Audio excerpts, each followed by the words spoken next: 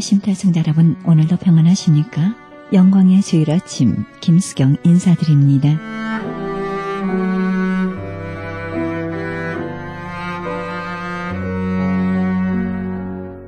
뉴욕 그랜드 센트럴 정거장에는 포토 42라는 층으로 통하는 렐스톤 크로스비 노인이 있었습니다.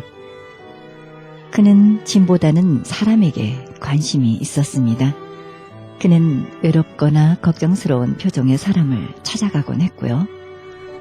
그날도 어느 날처럼 절뚝거리며 벽에 기대에 흐느껴오는 부인을 보고 친절하게 말을 건네며 기차까지 데려다 주었습니다.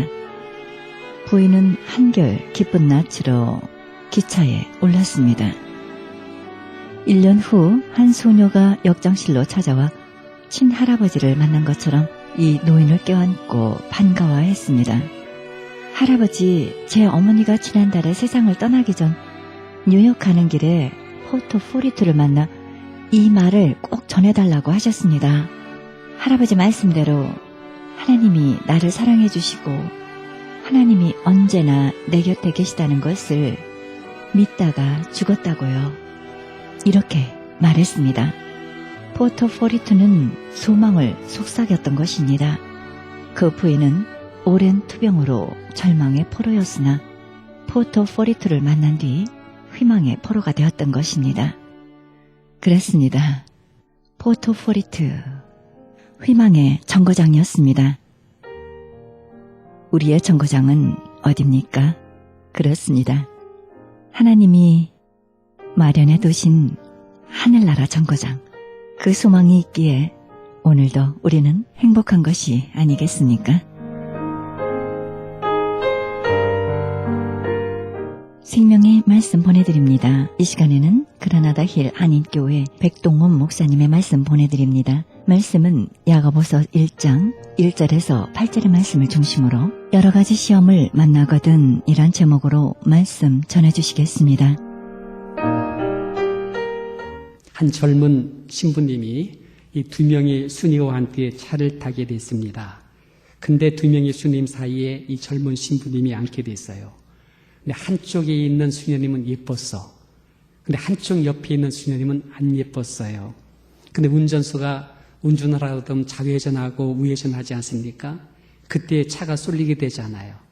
신부님이 한쪽으로 후 쏠리다가 이쪽으로 쏙 쏠리는 거예요. 그런데 신부님이 예쁜 여자 수녀 옆으로 쏠릴 때는 뭐라고 하는 줄 아십니까? 기도하면서 내 주여 뜻대로 하옵소서라고 기도하더래요. 그런데 안 예쁜 수녀님 옆으로 쏠릴 때 속으로 기도하기를 오 주님 시험 들지 않게 해주십시오라고 기도하더라고 말합니다. 여러분 웃자고 한 말입니다마는 사실 박혀있는 상황은 같아요. 다만 내가 내 안에서 시험 들기도 하고 그걸 이겨나가기도 하는 것입니다. 사실 박혀있는 사건은 다 똑같아요. 그때 어떤 사람은 그걸 디딤돌로 삼고 올라가기도 하고 어떤 사람들은 거기에 걸려 넘어지기도 합니다. 이런 물은 다 똑같은 것인데 젖소가 먹으면은 우유가 된다고 하지 않습니까? 근데 독사가 먹으면은 그게 독을 품는다고 말합니다. 다만 내 마음에서 차이가 있다라고 말씀을 드릴 수가 있습니다. 오늘 야고보 사도가요, 두 가지 시험에 대한 단어를 말씀하고 있습니다. 하나는 시험이 있는데 하나님이 주는 시험이 있다. 저는 시험이라고 하기보다 하나님이 주는 시련이라고 표현하고 싶어요. 하나님이 주는 시련이 있다. 하나님이 주는 시련은 나를 단련되게 한다. 믿음을 연단되게 한다. 나라 하여금 이걸 갖다가 응전하게 하셔서 이걸 뚫고 나갈 때에 정금의 신앙으로 성숙되게, 단련되게 하나님의 형상으로 나오게 한다. 그래서 이것은 여러분 헬라어에서는 페이라스모스라고 하는 단어를 쓰고 있습니다. 근데 또 하나의 시험이라고는 언어가 있어요. 마귀가 주는 시험입니다. 나를 자꾸 넘어지게 합니다. 나를 자꾸 흔들리게 합니다. 나를 자꾸 좌절되게 만듭니다. 절망으로 빠지게 만듭니다. 자꾸 판멸적인 생각으로 가게 만듭니다. 후패가 되고 있습니다. 이것은 사탄이가 주는 시험입니다. 페이라조라고 하는 뜻입니다. 이것은 전적으로 지금 내 마음먹기에 달려서 하나님의 시련으로 가느냐, 아니면 마귀가 주는 시험으로 빠지느냐, 이것이 나의 마음먹기에 달렸다라고 말씀할 수 있는 것입니다. 제가 아는 부부가 계십니다. 남편이 병이 들었어요. 두 내분이 마귀의 시험으로 받아들인 것입니다. 그리고 말하기를 하나님이 이치다면 이럴 수가 있어. 절망합니다. 참소를 당합니다. 좌절합니다. 자신들을 자꾸 이렇게 학대합니다. 원망합니다. 병은 점점 악화되기 시작합니다. 그리고 무엇보다도 이 병 걸린 남편과 아내의 관계됨이 점점 악화되고 있습니다. 파멸 지경으로 빠지고 있습니다. 이것이 바로 사탄이가 주는 시험, 페이라조라고 하는 뜻이 되는 것입니다.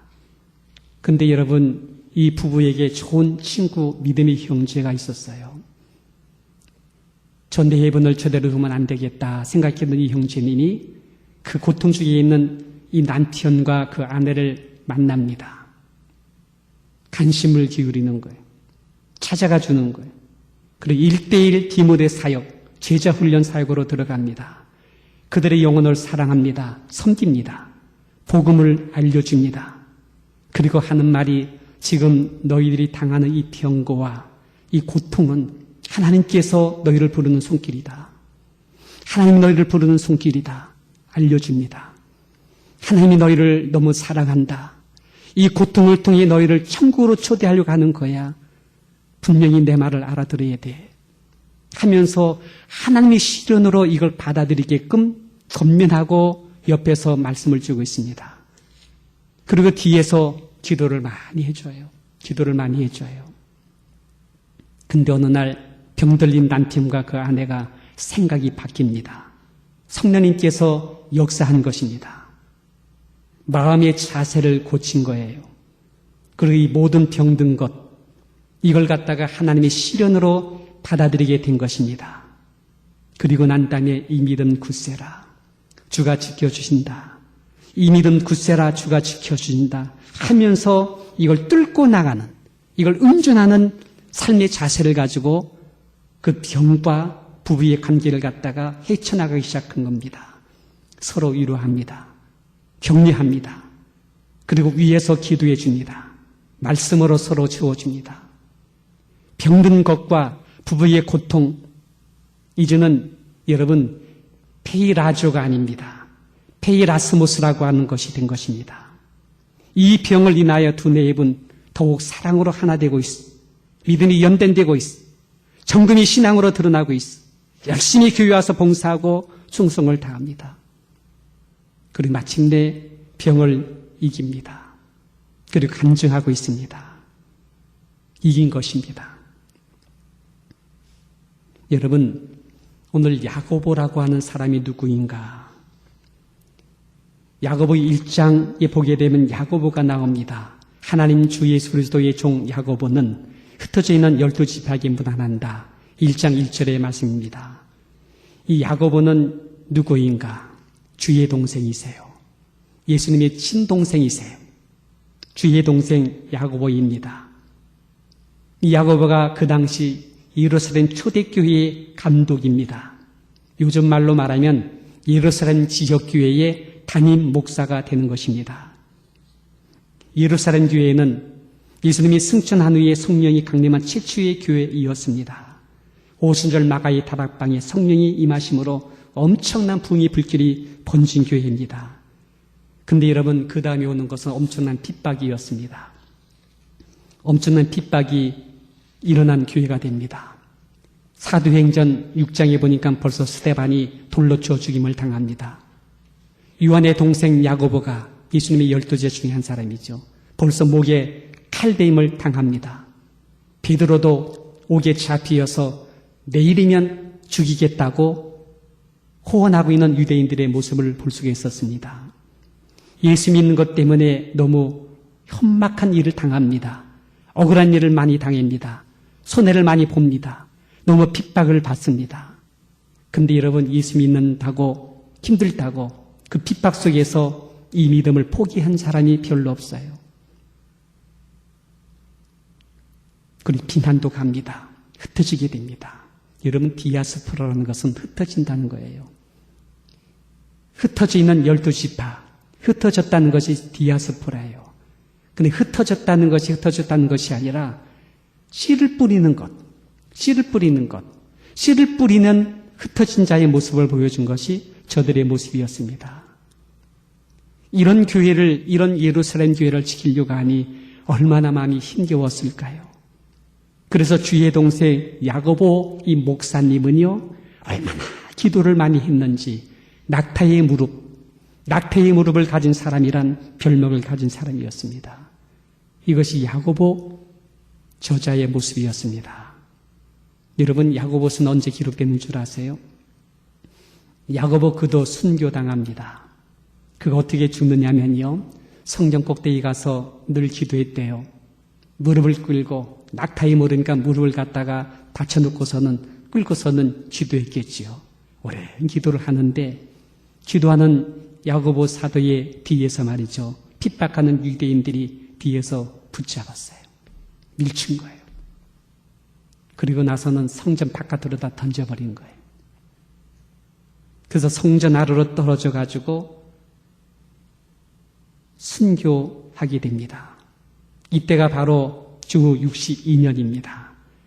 바로 이 순교하기 직전에 흩어진 성도에게 보낸 편지가 이 야고보서가 되는 것입니다.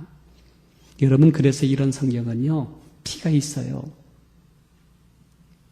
이 성경은요, 피의 증거품이 있단 말이죠. 이런 성경을 갖다가 우리는 받았다는 것입니다. 이런 야고보서 1장에 나오는 영적인 교훈이 무엇일까요? 오늘 순교자 야고보 사도가 우리에게 주는 몇 가지 귀한 교훈이 있습니다. 지금 핍박 속에 있어. 어려움이 많이 있어. 바로 이럴 때 주신 말씀이 오늘의 말씀이 된 것입니다. 근데 오늘 보니까는요, 첫 번째는요, 기쁘게 여기라. 1장 2절을 보시 바랍니다. 내 형제들아, 너희가 여러 가지 시험을 만나거든 온전히 기쁘게 여기라. 라는 말씀을 주고 있습니다. 여러분, 여기에서 여러 가지 시험을 만날 때에 하나님의 시련으로 받아들이라는 것입니다. 절대 마귀의 시험으로 전략하지 마라. 절대 마귀에게 넘어지지 마라. 그의 시험으로 빠져서 판멸로 가지 마라. 반드시 하나님의 시련으로 받아들이라. 그래야지 궁극적으로 기쁨이 된다. 이 시련을 잘 이겨나가면 오히려 단련된다. 정금이 신앙으로 나타난다. 이 고난의 어려움을 통과하게 되면 반드시 하나님께로부터 인정받게 되고 더 큰 축복을 받는 그릇됨을 준비된다. 이 말씀을 주고 있는 것입니다.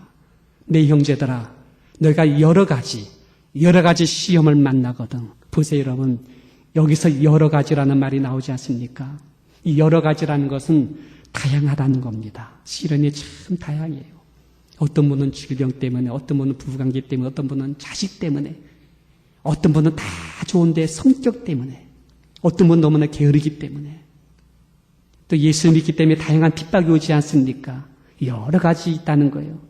시련이 다양하게 있다는 거예요. 근데 누구에게요? 내 형제들아 라고 말합니다. 나만 겪는 아픔이 아니라는 거예요. 왜 나만 이런 고통이 있느냐고 말하지 말라는 거예요. 모든 형제들에게 다양하게 임하는 것이 시련이다. 고통이라는 말씀을 주고 있는 것입니다. 근데 여러분, 이 고난과 고통과 어려움, 이 시련이요, 나를 더 단단하게, 견고하게 한답니다.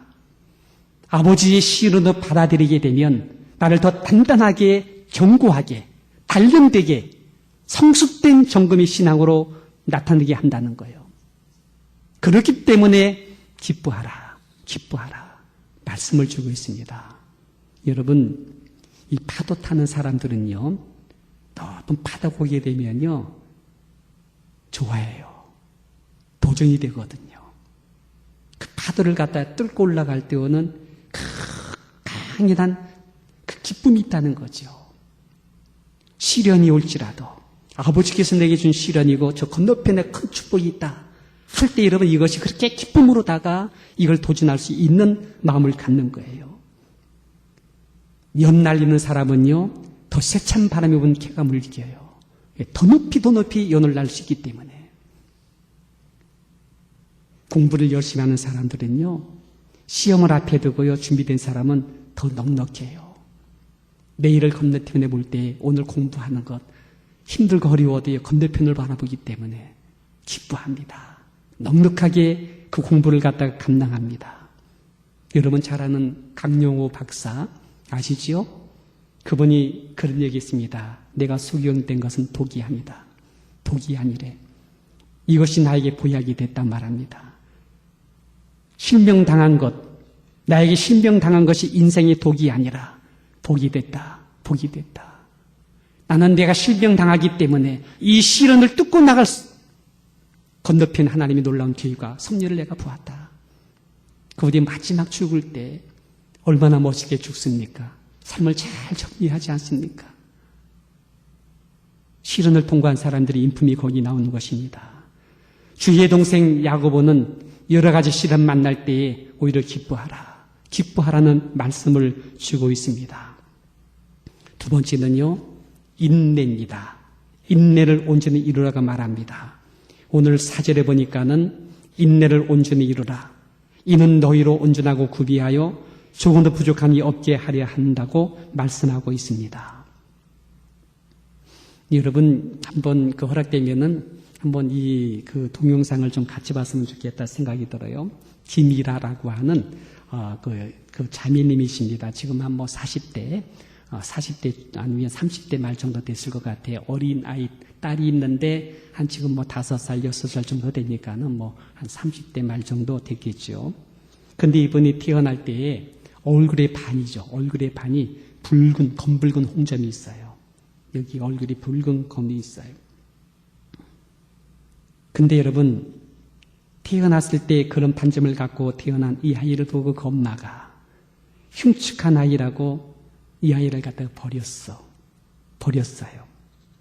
그래서 고아원을 자라게 됐습니다. 여러분 자라면서 얼마나 많이 멸시당했을까요?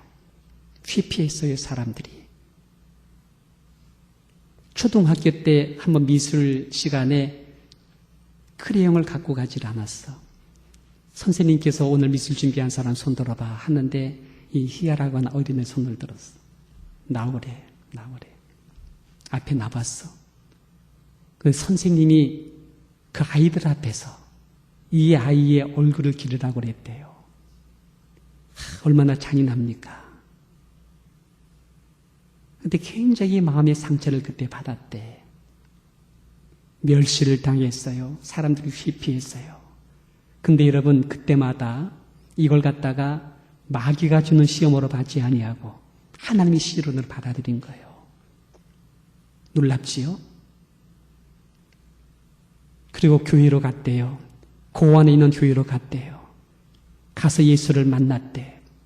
예수를 만나면 그렇게 줬대. 예수 사랑하심은 성경에 써 있네. 날 사랑하심, 날 사랑하심. 날 사랑하심, 날 사랑하심 부를 때 그렇게 좋았답니다. 자신의 외모를 보고 밖의 사람들은 눈총을 줍니다. 미면합니다. 멸시합니다. 그런데 주님은 항상 자기를 받아줬대요. 나를 그렇게 사랑해 주었다고 말합니다. 그래서 그런지 불평, 원망 탓 안 했답니다. 밝게 살았대. 명랑하게 살았대. 10대를 살고 20대가 되던 어느 날 남자가 자기에게 찾아왔대. 자기를 그렇게 좋아하며 쫓아다녔대. 연애했대요. 근데 그때쯤 20대 중반, 20대 초반인가요? 이 피부암인가 봐. 상악동이라는 암이 있어요? 저는 잘 모르는데 그 암이 있대요. 피부 깨끗한 얼굴 반쪽에 암이 걸린 거야. 여러분 그것이 얼굴을 함몰되게 만들고 수술한 찌그러지게 만든 겁니다. 그분의 사진 보게 되면 정말로 보기가 어려운 그런 얼굴이세요. 자매님은 온전한 인내를 지금도 이루기 시작합니다. 불평 원망 안 합니다. 인생을 어떻게 보지 않습니다. 밝은 곳을 봅니다. 예수님 날 사랑하신. 예수를 내 앞에 모시고 어두운 밤에도 밝은 빛 인도하시는 그 예수를 바라보고 갑니다. 인내를 온전히 이루며 사는 것입니다. 근데 여러분 놀라운 것은요, 그의 영성이 이렇게 맑아. 그의 결이 굉장히 부드러워. 빛이 임하고 있어요. 온전하고 구비하여 부족함이 없는 모습으로 드러나기 시작한 것입니다. 왜요?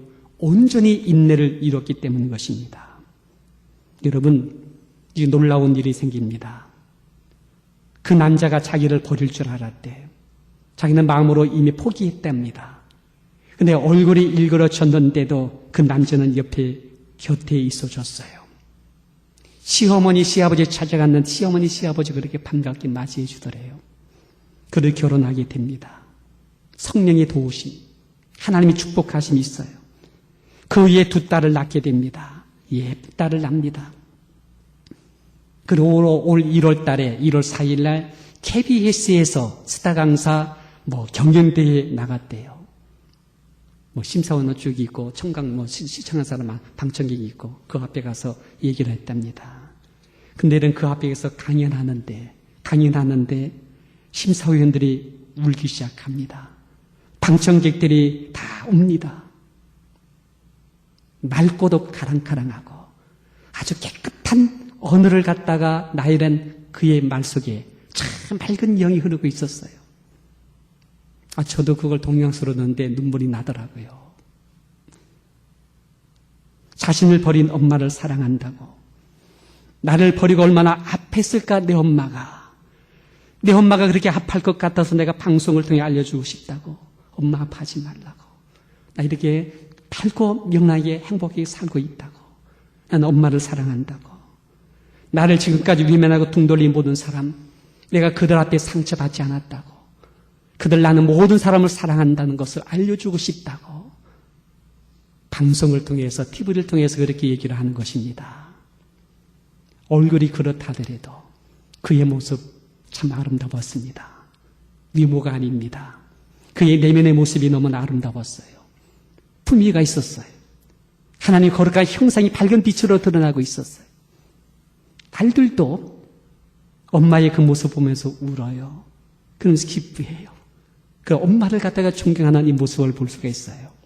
여러분, 온전한 인내입니다. 온전한 인내입니다. 그리하면 온전하여 구비하여 부족함이 없게 해주는 것이 주님의 손길인 줄을 믿게 되시기를 바랍니다. 할렐루야. 여러분, 더 이상 불평 안 하기. 한번 따라할까요? 더 이상 불평 안 하기. 더 이상 불평 안 하기. 더 이상 원망 타령 안 하기. 더 이상 혈기 부리기 안 하기. 온전한 인내를 이루어 나가기. 하나님 앞에서. 셋째는요, 지혜가 부족하거든 하나님께 구하라고 말합니다. 5절 보니까 너희 중에 누구든지 지혜가 부족하거든 모든 사람에게 후히 주시고 꾸짖지 아니해서 하나님께 구하라. 그리하면 주신다라고 말씀하고 있습니다. 시험 중에 인내하는 것, 사실 내 힘으로 쉽지가 않습니다. 아무리 마음으로 이겨나간다 하지만 쉽게 넘어지는 것이 우리들의 마음입니다. 이때 필요한 것은 하나님의 도우심이에요. 하나님의 도우심, 하나님이 함께하심, 그 아버지의 지혜 필요합니다. 근데 여러분 오늘 보니까는 꾸짖지 아니한다. 하나님 일어나다고 꾸짖지 아니한다. 그리고 지혜를 주신데 후히 주신다. 넘치게 주신다는 말씀을 하고 있습니다. 여러분, 이럴 때 어떡하지? 이렇게 할래도 그렇고 저렇게 할래도 그렇고 힘들 때가 있어요. 참 마음이 어려울 때가 있어요. 그때 여러분 우리는 하나님을 구해야 돼. 근데 문제는 하나님을 구하지를 않는다는 사실이에요. 하나님께 나아가서 이 문제를 갖다가 다 내어놓고 자꾸 하나님 어떡하지 하나님 인도해 달라고 해야 되는데, 한 번은 한교진 목사님이 성도들이 문제를 가지고 온대요. 많이 들어온대요. 목사님, 이 문제 때문에 괴롭습니다. 이 문제 어떡하지 하면 목사님 딩그래 웃으면서 한마디 한대요. 기도합시다.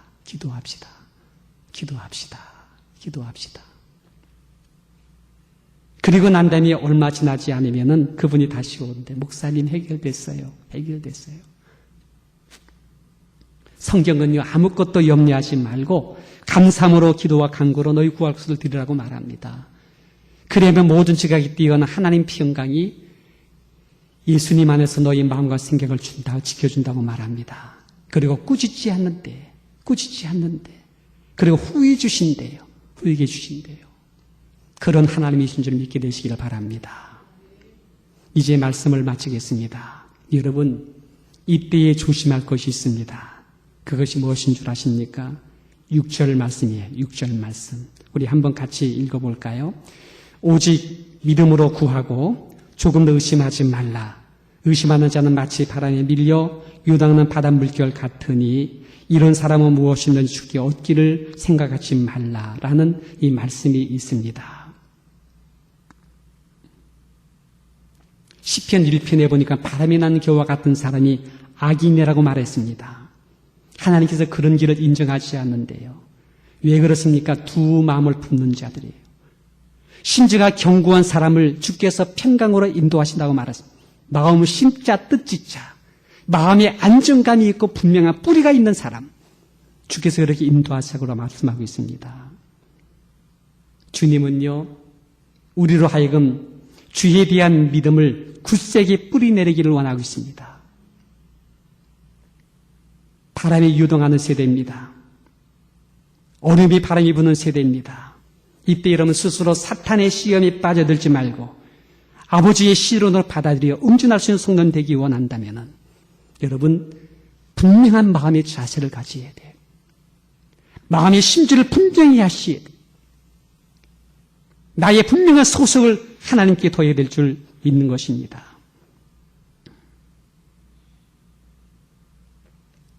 예수님은 살아계십니다. 할렐루야. 있습니까? 예수님을 내 마음에 모셔드렸습니까? 예수님이 내 마음에 있는 분들 주께서 함께 하신다고 말합니다. 감당케 하신다고 말합니다. 이길 수 있게 만들어주신다고 말합니다. 능력 부어오신다고 말하고 있습니다. 미래의 그 언젠가 주빌 때까지 이 믿음 굳세라. 주가 지켜주신다. 감당케 하신다. 그러므로 여러분 뚫고 나가는 것, 어두운 밤에도 밝은 빛 비치면서 이겨나가는 것, 이렇게 사도 야고보는 이겨나갔습니다. 그 당시 흩어져 디아스포라된 그 당시의 초대교회 성도님도 그 많은 시련과 환란 속에서도 시련으로 이걸 뚫고 나가며 승리하는 성도의 삶을 앞서가 주셨습니다.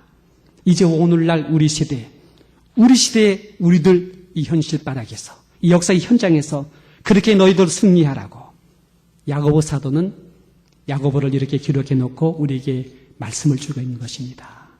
이 말씀을 받은 우리 성도님들 정말로 여러분 비록 나의 상황과 여건이 어찌할런지 몰라도 다양한 시련 속에 있습니다. 나뿐이 아니라 우리 모든 성도님들 다 그런 속에 있습니다. 이때 여러분 아버지의 신으로 받아들여서 내 삶의 그 현장 속에서 이걸 잘 뚫고 나가시고 견디어 나가시고 마침내 승리하시는 성도님 되시기를 주님 이름으로 축원드립니다. 기도하겠습니다.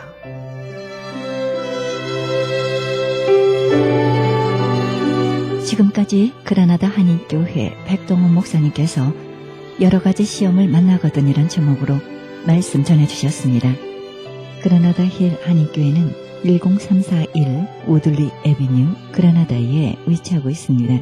신앙상담이나 교회 안내를 원하시면 전화 818-360-1339 818지역 360-1339번으로 하시기 바랍니다.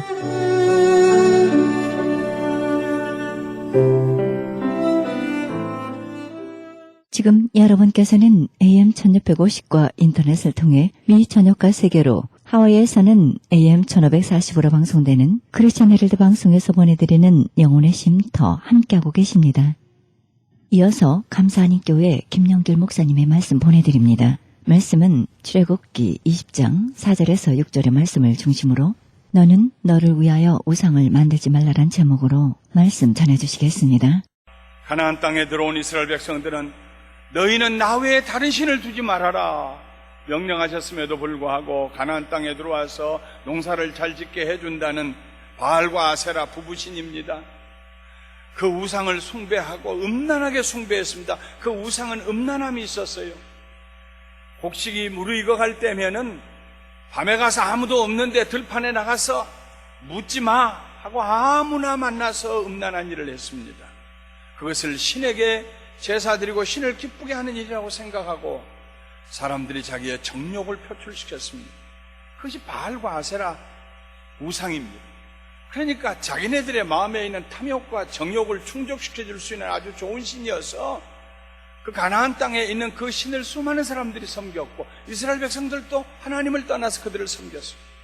하나님이 그들을 버릴 때마다 이스라엘 백성들이 쫓아냈던 원주민들이 다시 강성해져 가지고 이스라엘을 치고 압제하고 찬탈하고 온갖 수모를 다 퍼붓고, 그러면 이스라엘 백성들이 다시 하나님 앞에 회개하고 우리를 구원해달라고 하나님 사사를 보내서 또 구원해 주시고, 이런 일이 여호수아가 이스라엘 백성을 가나안에 데리고 들어온 지 200년이 지날 때까지도 계속되었어요. 그리고 그 이후에도 거의 150-160년을 더 그랬습니다. 여호수아 때로부터 시작하면 한 200년이 지났을 때에 그때도 미디안 사람들에게 7년 동안 압제를 당하고 이스라엘 백성들이 살고 있었습니다. 농사를 지어놓으면 새싹이 푸릇푸릇 돋아날 때에 미디안 사람들이 짐승을 끌고 와서 다 풀 뜯어 먹이듯이 다 뜯어 먹였어요. 어쩌다가 남은 것이 곡식이 되어서 열매를 맺으면 다 빼앗아 갔어요. 짐승들도 가축들도 다 빼앗아 갔어요. 겨우 바퀴퉁이 좀 얼마 남은 거 있으면 그걸 뜯어다가 몰래, 미디안 사람들 몰래 추수를 했어요. 기드온도 그런 것들을 좀 뜯어다가 포도를 밟아서 포도즙을 만들어내는 틀 속에 들어가서 들킬까 봐서 엎드려서 손으로 이삭을 뜯고 있었어요. 하나님의 사자가 나타나서 말씀하십니다. 기드온아, 기드온아, 너는 일어나서 이 백성을 구원하여라.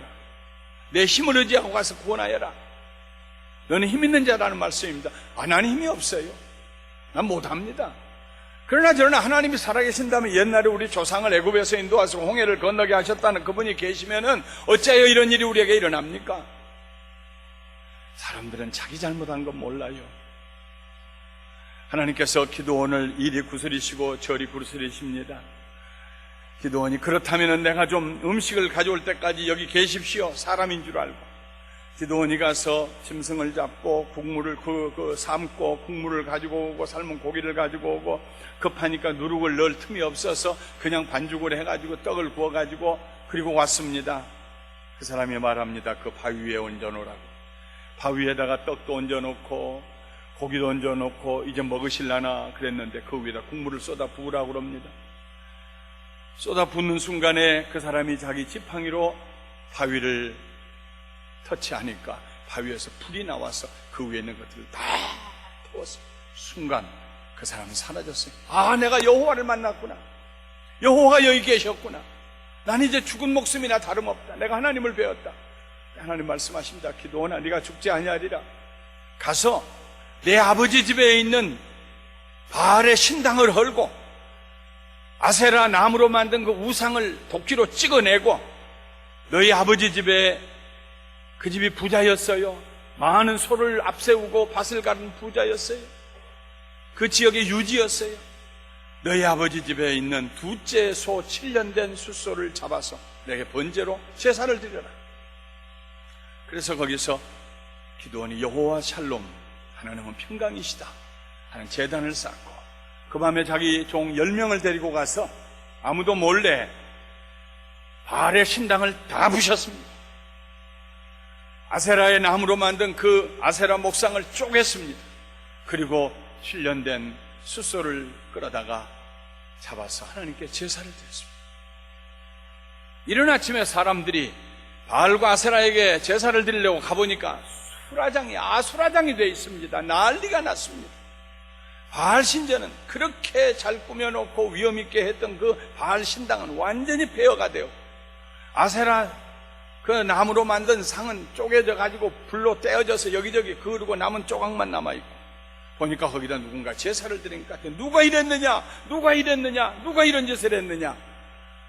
기드온이 그랬다는 것이 드러났습니다. 사람들이 기드온의 아버지에게 몰려왔어요. 오브라 지역의 유지였던, 그래서 자기 집에다가 그런 우상의 정각을 세우고 있었던, 누구보다도 우상을 더 열심히 섬겼던 기드온의 아버지 요아스에게 찾아왔습니다. 당신 아들 내놓으시오. 우리가 죽여야겠어. 신을 이렇게 못 오겠으니 죽여야겠어. 내놓으시오. 그때 요아스가 자기 아들을 내놓으라고 죽이겠다고 하는 그 사람들에게 이렇게 말합니다. 너희가 바알을 위하여 다투느냐? 너희가 바알을 구원하겠느냐? 그를 위하여 다투는 자는 아침까지, 이 아침에, 오늘 낮에까지도 갈 거 없다. 바알을 위해서 나서서 소리 지르고 내 아들 내놓겠다고 바알을 위해서 다투는 그런 자는 오늘 이 아침에 내가 죽이리라. 바알이 과연 신일진데 그의 제단을 파괴하였은즉 그가 자신을 위해서 다퉈야 할 거 아니냐? 물론 요아스가 자기 아들을 구원하기 위해서 그렇게 말했다고 할 수도 있습니다. 그러나 우상을 숭배하는 사람들은요, 정말 우상을 숭배하는 사람들은 두려움에 사로잡힙니다. 이런 사람들은요, 그 당시에 자식을 죽이는 것도 불사했습니다. 내가 섬기는 신을 이렇게 모독하다니 내 아들 죽어야 마땅하지, 끌어내려 죽여라, 그렇게 할 수 있어요. 아들 때문에 그런 거 아닙니다. 요아스가 기드온을 보내서 바알 신전을 파괴하고 아세라 목상을 찍어서 불태우라고 하는 그 하나님께서 요아스의 마음을 바꿔주셨어요. 순간적으로 바꿔주셨어요. 요아스가 이렇게 생각했을 것입니다. 그거 참 이상하다. 우리가 그렇게 위대한 능력을 가졌다고 신뢰하고 섬기고 그 앞에 두려워 떨며 제사를 드렸던 바알 신이, 그리고 그의 아내 되는 아세라 신이 정말 살아있는 신이라면은 내 아들이 가서 그렇게 회방치고 난장판을 만들고 찍어서 불에 태우고 그럴 때 왜 가만히 있느냐? 그게 정말 살아있는 신이면은 자기가 나서서 자기를 보호하고 무엇인가 해야 되지 않느냐? 저건 죽은 것이다. 아무것도 아니다. 우리가 이제까지 헛된 것을 섬겨왔구나. 요아스가 하나님의 은혜로 그것을 깨달았을 거예요. 오늘 아침에 바알과 아세라를 위해서 나서서 헛된 소리 하는 사람은 이 아침에 죽임을 당할 거다. 아무나 나와봐. 누가 먼저 죽을래? 아무 소리 못하고 사람들이 흩어졌어요. 그리고 그 기드온을 통하여서 불과 300용사를 가지고 14만 3천을 미디안 사람들 이기고 대승리를 하고 이스라엘 백성들을 건져내고 자유하게 하는 역사를 하나님이 이루십니다. 십계명은 하나님께서 그의 백성들에게 주신 계명입니다. 출애굽과 가나안 정복을 통하여 하나님의 살아계심을 체험했던 하나님께서 그의 백성들에게, 그가 선택한 백성들에게, 그가 사랑하는 백성에게 주신 명령입니다. 그들이 들어가서 살게 될 적과 꿀이 흐르는 가나안 땅에서 그 사람들의 우상을 따라 섬기지 말라고 주신 명령입니다. 그렇게 하면 죽을 것이니 죽지 않기 위해서, 너희가 살기 위해서, 복을 받기 위해서, 망하지 않기 위해서 우상을 숭배하지 말고 나를 사랑하고 나를 섬기며 살라고 주신, 살기 위해 주신 명령입니다. 축복받기 위해서 주신 명령입니다. 그런데 그때로부터 3000년도 훌쩍 지난 지금 이 시대를 사는 우리에게 이 십계명은 무슨 상관이 있을까요? 예수님을 믿는 우리들은 우상을 숭배하지 않습니다. 오늘 예배 끝나고 난 다음에 집에 가서 몰래 다락에서 우상 내려가지고 그 앞에 절할 사람 없을 것입니다. 그러면 이제 이 두 번째 계명은 폐기 처분해도 될까요? 아닙니다. 여전히 유효한 명령이요, 여전히 우리를 축복하시려는 하나님의 진심에서 우러난 명령입니다. 오히려 과거 어느 때보다도 이 계명의 중요성을 우리가 깨달아야 할 때입니다. 너를 위하여 새긴 우상을 만들지 말고, 또 위로 하늘에 있는 것이나 아래로 땅에 있는 것이나 땅 아래 물속에 있는 것의 어떤 형상도 만들지 말며 그것들에게 절하지 말며 그것들을 섬기지 말라. 이 명령의 핵심은, 이 말씀의 핵심은 너는 너를 위하여 우상을 만들지 말고입니다. 너를 위하여, 너는 너를 위하여. 우상은 자기 자신을 위하여 자기가 만든 것입니다. 나를 위하여서 내가 원하는 것은 무엇이나 해줄 수 있고, 그것에 나의 장래를 의탁할 수 있으며, 그것이 어떤 상황에서든지 나를 구원해 줄 수 있고 각종 위험에서 나를 보호해 줄 수 있다고 확신하는 그런 것들을 내가 만들고, 그런 것들을 내가 섬기고, 그런 것들을 의지한다면 그것이 곧 우상숭배라는 말입니다. 우리가 가장 손쉽게 의지할 수 있는 대상은 물질입니다. 경제력만 있으면 무엇이든지 할 수 있다고 생각하면서 우리는 우리 자신을 위하여서 부를 축적해 갑니다. 만일 그 물질이 우리를 위한 구원자가 될 수 있다, 무엇이든지 할 수 있다, 그렇게 생각하고 의지한다면 그 물질이 우상 숭배가 될 것입니다. 예수님께서 한 번은 비유를 들어 이렇게 말씀하셨습니다. 한 부자가 있었는데 그의 농사를 지어 밭에서 소출이 풍년이 들어서 평년에 몇 갑절이 수확되었습니다. 쌓아둘 곳이 없었습니다. 그래서 이 부자가 마음속에 생각합니다. 어떻게 해야 되나? 저거 밖에 놔두면 다 썩을 터인데 내가 이렇게 해야겠다. 있는 곳간을 헐고도 크게 확장해야겠다. 또 새로 지어야겠다. 거기에 내 모든 곡식과 물건을 쌓아두리라. 내가 내 영혼에게 말하기를, 영혼아, 내 영혼아, 내 영혼아, 여러 해 쓸 물건을 많이 쌓아두었으니 평안히 쉬고 먹고 마시고 즐거워하자. 금년에도 이렇게 몇 갑절이 수확이 되었는데 내년에도 또 몇 갑절이 수확이 되고, 와, 기하급수적으로 불어나는구나. 문제없다. 내 영혼아, 먹고 마시고 즐기자, 쉬자.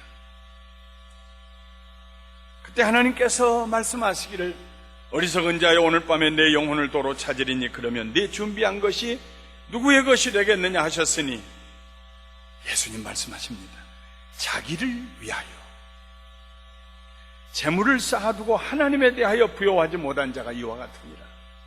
자기를 위하여. 우상은 자기가 자기를 위하여 만든 것입니다. 자기를 위하여 재물을 쌓아두고 하나님을 향해서는 아무 관심이 없는 사람. 물론 우리는 열심히 일해야 되고 경제적 여유를 가져야 합니다. 그러나 아무리 경제적 능력이 있다고 할지라도 그것이 나를 위해 정말로 필요한 것은 아무것도 해줄 수 없다는 생각.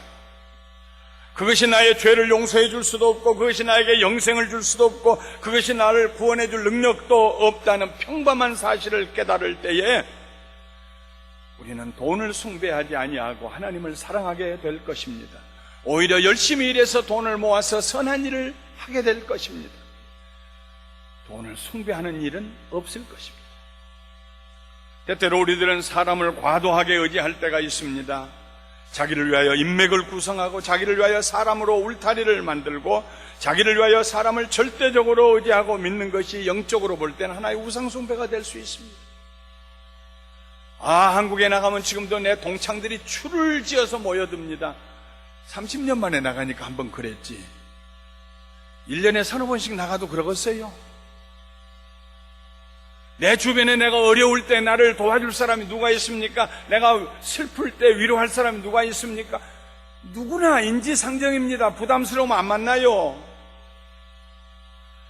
자식 하나는 잘 길러서 자식은 믿었다.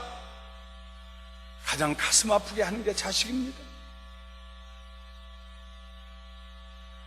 사람을 과도하게 의지할 때에 우리가 하나님을 의지하고 믿어야 할 필요를 느끼지 않게 됩니다.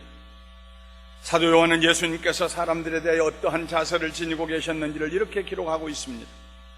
6월절에 예수님께서 예루살렘에 계시니 많은 사람들이 그의 행하시는 표적을 보고 그의 이름을 믿었으나, 많은 사람들이 와, 선생님 그저 눈짓 한 번만 하십시오. 우리가 혁명을 일으키겠습니다. 나라를 세우겠습니다. 당신을 왕으로 모시겠습니다.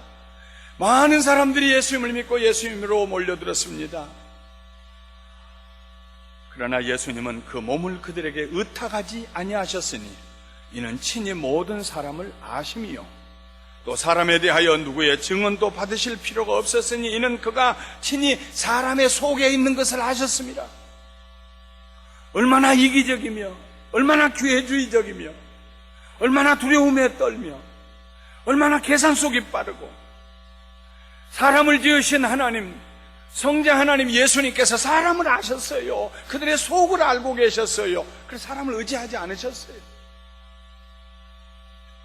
늘 제가 드리는 말씀입니다만, 사람은 사랑의 대상이지 믿음의 대상이 아닙니다. 믿음의 대상은 우리 주 예수 그리스도 한 분밖에 안 계십니다. 믿음의 주여 또한 우리의 믿음을 온전케 하실 예수 그리스도를 바라보죠. 사람을 의지하고 사람을 바라보고 사람에게 모든 소망을 걸고 나가는 그것은 내가 나를 위하여서 무언가를 만들어가는 거죠.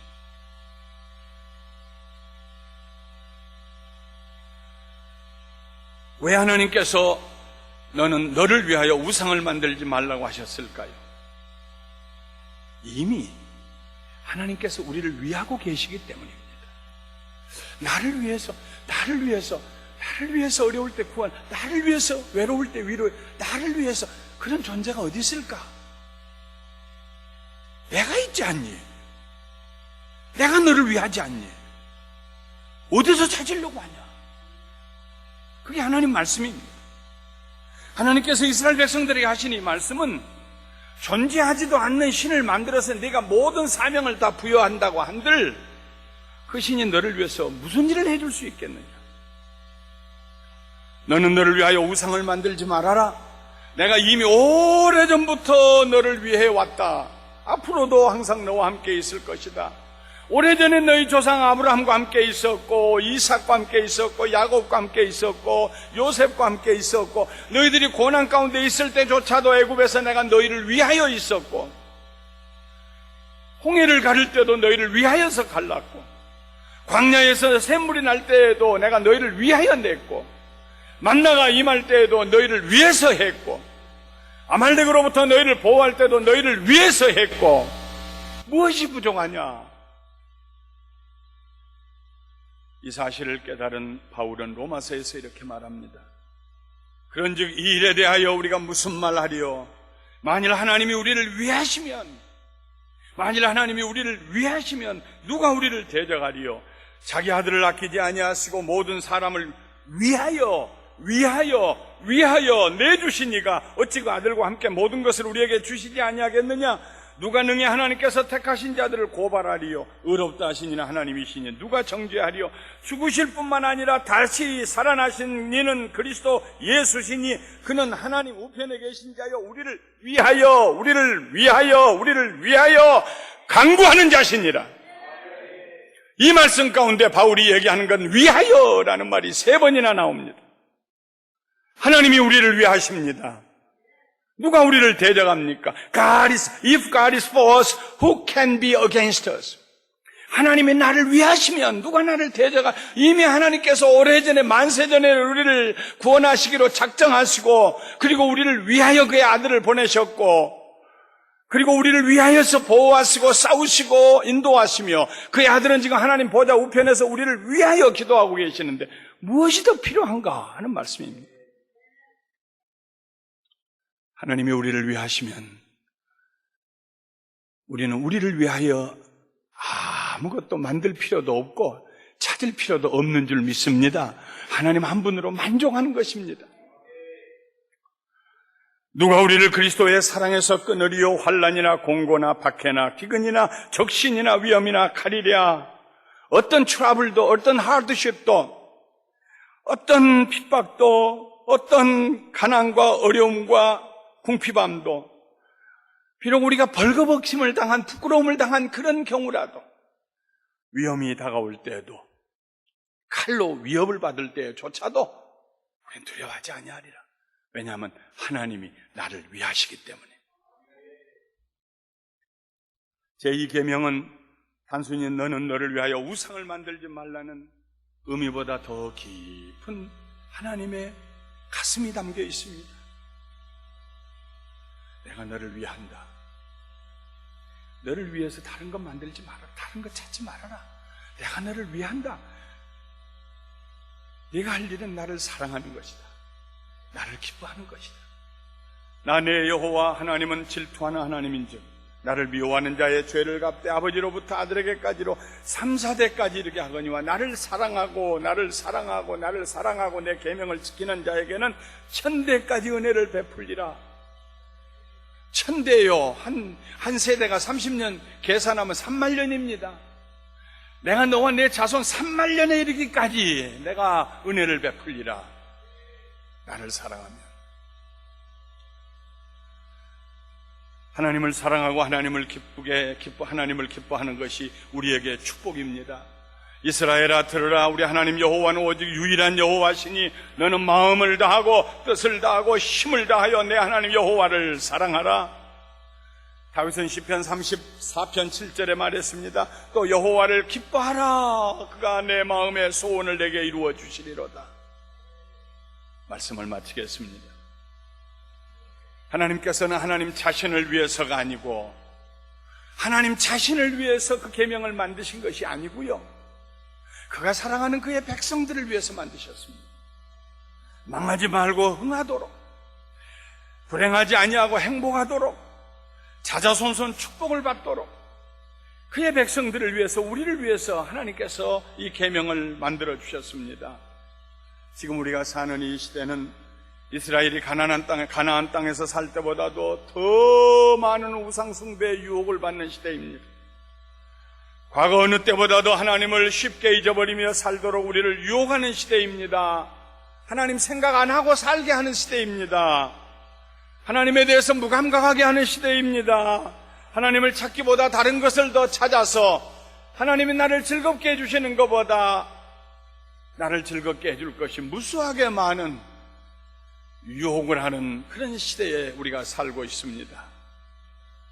이 시대는 바람 잡는 시대입니다. 잡았는가 했는데 잡히는 게 없어요.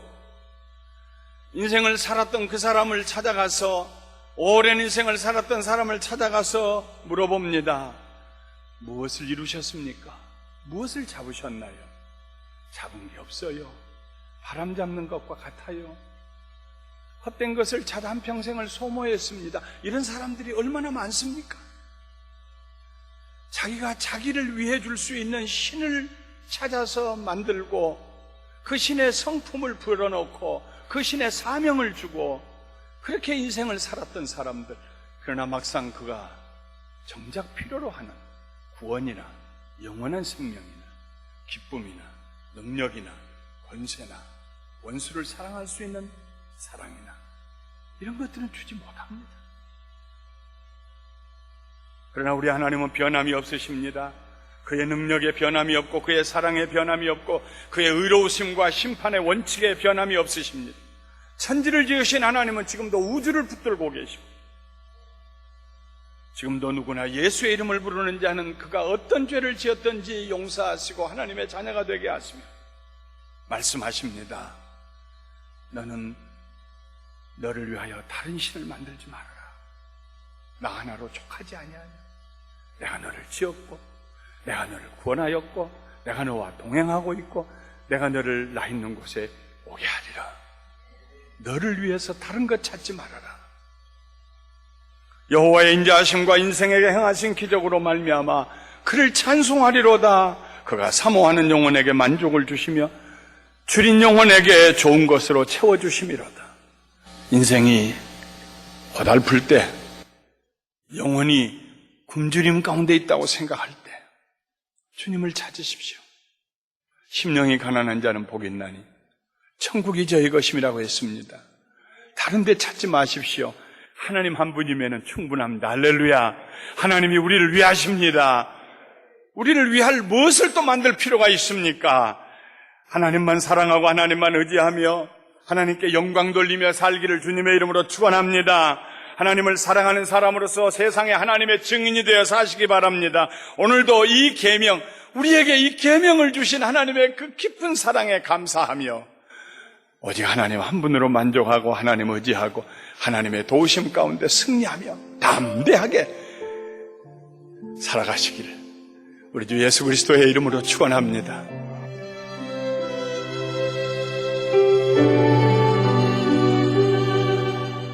지금까지 감사하니 교회 김영길 목사님께서 너는 너를 위하여 우상을 만들지 말라란 제목으로 말씀 전해주셨습니다. 감사하니 교회는 6937 오렌지드로 에비뉴 부엔나 파크에 위치하고 있습니다. 신앙상담이나 교회 안내를 원하시는 분은 전화번호 714-521-0991로 연락하시기 바랍니다.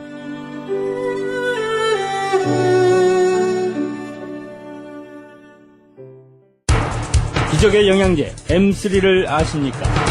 무슨 병에 걸렸던지 큰 효과를 준다는 그 신비한 기적의 영양제. 혈액에 영양을 공급하여 힘이 생기니까 피곤하지 않고 이제는 지팡이 없이 걸을 수 있다고 많은 분들이 간증을 합니다. 혈액 해독, 기력 회복, 뼈 골수 영양 공급, 심장, 뇌, 혈전 용해 유태인 회사가 제조한 특수 영양제. M3, 혈액순환을 잘 되게 하는 최고급 영양제. M3, 크던 작던 아픈 곳이 있다면 M3. 213-435-9600, 213-435-9600번입니다. 정직한 마음으로 권해드립니다.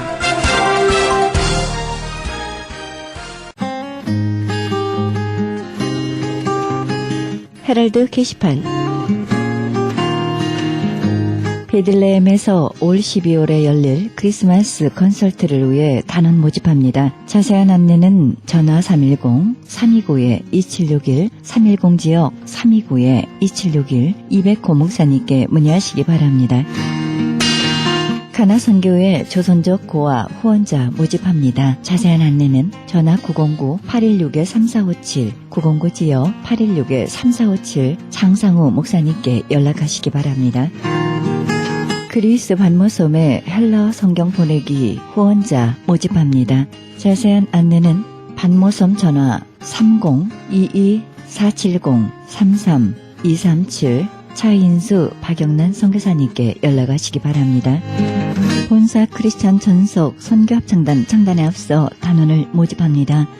하나님 나라의 확장을 위해 이 시대가 요구하는 문화사역단으로서 지역사회의 찬양을 통한 전도 선교에 힘쓰며 크리스찬 헤럴드의 홍보대사로 활동하게 됩니다.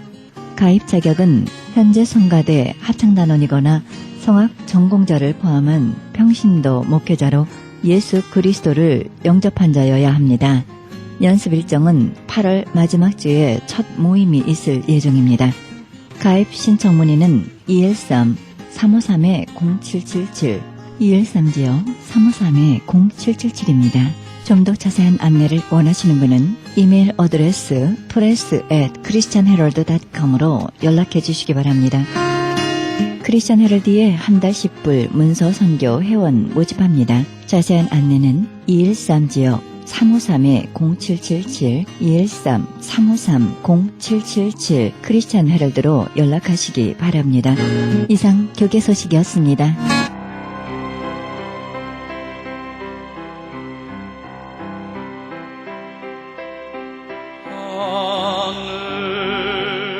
우리가 선을 행하되 낙심하지 말지니 피곤하지 아니하며 때가 이름에 거두리라. 갈라디아서 6장 9절입니다. 우리가 때로는 필요한 일을 했지만 무시당하거나 오해를 사거나 잊혀질 때가 있습니다. 우리가 옳은 일을 올바른 동기에서 했지만 보답을 받지도 인정을 받지도 못할 때도 있습니다. 그러나 우리에게는 하나님의 약속이 있습니다. 그래서 우리는 참고 견딜 수 있습니다. 하나님의 약속을 기다리면서 끝까지 인내하시기 바랍니다.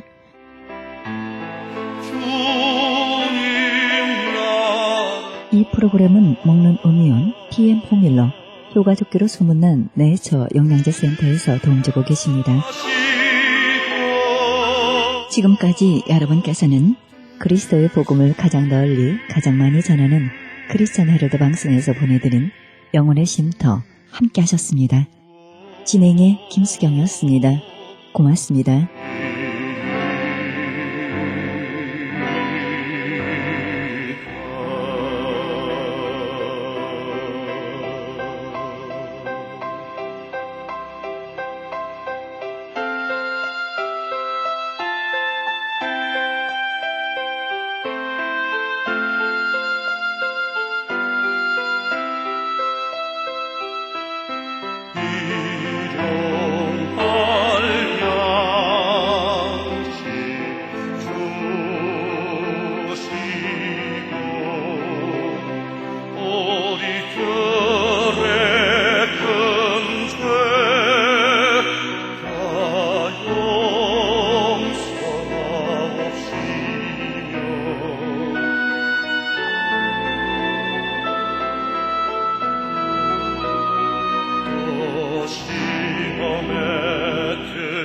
하시고 다만 악에서 구하소서.